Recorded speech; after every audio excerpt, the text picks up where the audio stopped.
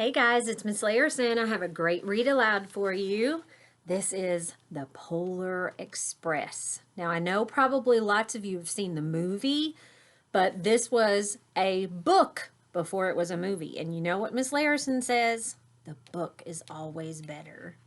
This book is written and illustrated by Chris Van Allsburg, and the illustrations are beautiful. On Christmas Eve many years ago, I lay quietly in my bed. I did not rustle the sheets. I breathed slowly and silently. I was listening for a sound a friend had told me I'd never hear, the ringing bells of Santa's sleigh. There is no Santa, my friend had insisted, but I knew he was wrong. Late that night I did hear sounds, though not of ringing bells. From outside came the sounds of hissing steam and squeaking metal. I looked through my window and I saw a train standing perfectly still in front of my house.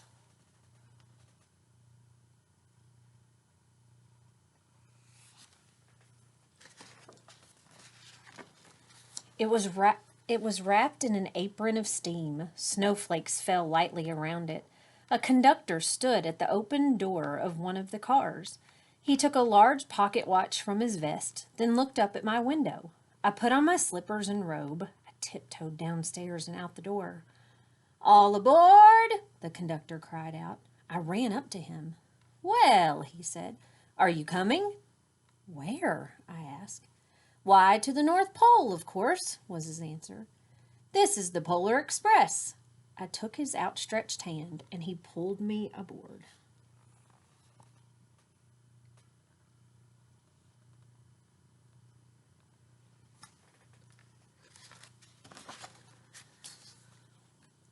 The train was filled with other children, all in their pajamas and nightgowns. We sang Christmas carols and ate candies and nougat centers as white as snow. We drank hot cocoa as thick and rich as melted chocolate bars. Outside, the lights of towns and villages flickered in the distance as the Polar Express raced northward.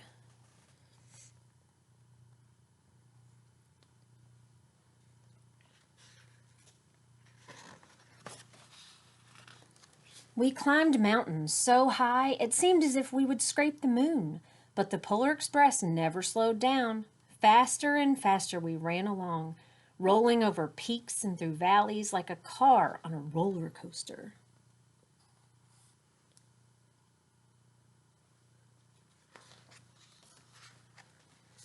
The mountains turned into hills, the hills to snow-covered plains. We crossed a barren desert of ice, the great polar ice cap. Lights appeared in the distance. They looked like the lights of a strange ocean liner sailing on a frozen sea. "There," said the conductor, "is the North Pole."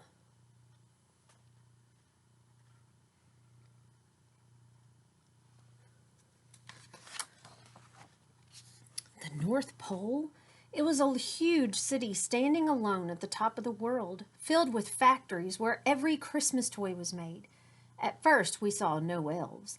"They are gathering at the center of the city," the conductor told us. "That is where Santa will give the first gift of Christmas."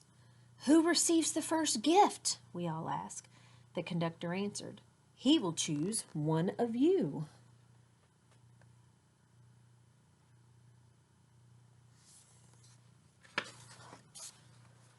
"Look!" shouted one of the children. "The elves!" Outside, we saw hundreds of elves. As our train drew closer to the center of the North Pole, we slowed to a crawl. So crowded were the streets with Santa's helpers. When the Polar Express could go no farther, we stopped and the conductor led us outside.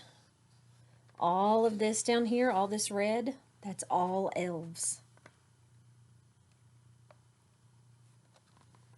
There are that many. We pressed through the crowd to the edge of a large open circle. In front of us stood Santa's sleigh. The reindeer were excited. They pranced and paced, ringing the silver sleigh bells that hung from their harnesses. It was a magical sound like nothing I'd ever heard. Across the circle, the elves moved apart and Santa Claus appeared. The elves cheered wildly. He marched over to us and, pointing to me, said, "Let's have this fellow here." He jumped into his sleigh. The conductor handed me up. I sat on Santa's knee and he asked, "Now, what would you like for Christmas?"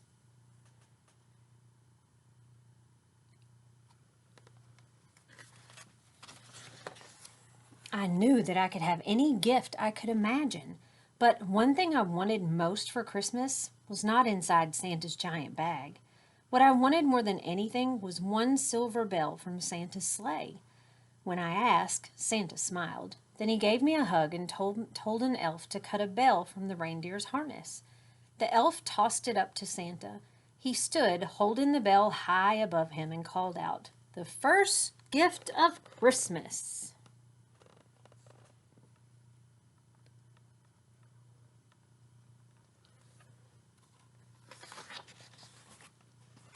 A clock struck midnight as the elves roared their approval. Santa handed the bell to me, and I put it in my bathrobe pocket.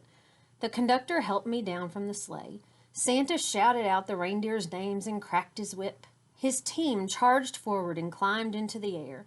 Santa circled once above us, then disappeared in the cold, dark polar sky.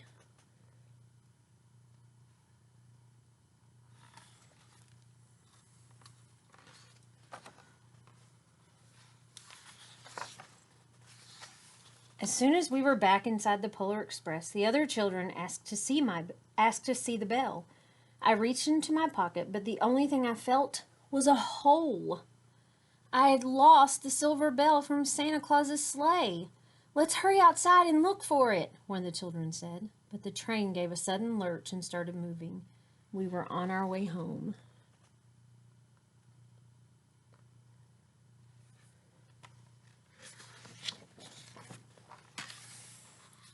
It broke my heart to lose the bell. When the train reached my house, I sadly left the other children. I stood at my doorway and waved goodbye. The conductor said something from the moving train, but I couldn't hear him. "What?" I yelled out. He cupped his hands around his mouth. "Merry Christmas!" he shouted. The Polar Express let out a loud blast from its whistle and sped away.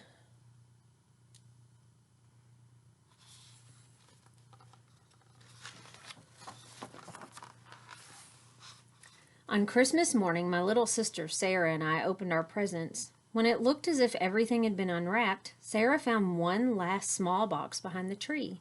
It had my name on it. Inside was the silver bell.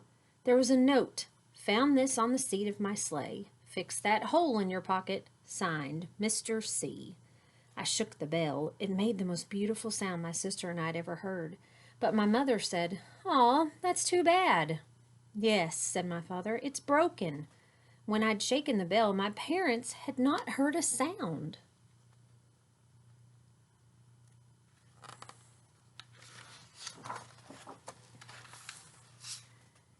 And at one time, most of my friends could hear the bell, but as years passed, it fell silent for all of them. Even Sarah found one Christmas that she could no longer hear its sweet sound. Though I've grown old, the bell still rings for me as it does for all who truly believe. And that was the Polar Express. I hope you enjoyed.